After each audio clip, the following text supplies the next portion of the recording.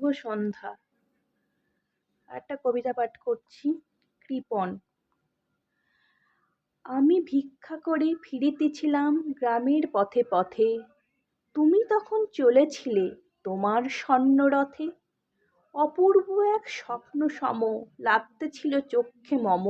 কি বিচিত্র শোভা তোমার, কি বিচিত্র সাজ। আমি মনে মনে ভাবতেছিলেম, এ কোন মহারাজ। আজ শুভক্ষণে রাত পোহালো, ভেবেছিলেম তবে আজ আমারে দ্বারে দ্বারে ফিরতে নাহি হবে, বাহির হতে নাহি হতে কাহার দেখা পেলেম পথে পথে। চলিতে রথ ধনধান ছড়াবে দুই ধারে, মুঠা মুঠা কুড়িয়ে নেব ভারে ভারে। দেখি সহসা রথ থেমে গেল আমার কাছে এসে, আমার মুখপানে চেয়ে নামলে তুমি হেসে।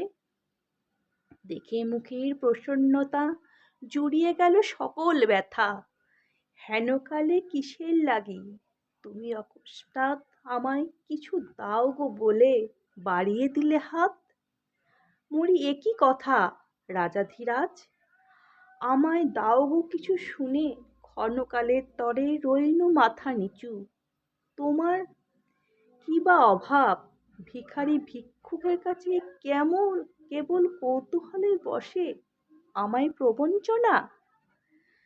ঝুলি হতে দিলেম তুলে একটি ছোট্ট কণা, যবে পাত্রখানি ঘরে এনে উজাড় করি, এ কি ভিক্ষার মাঝে একটি সোনার কণা দেখি।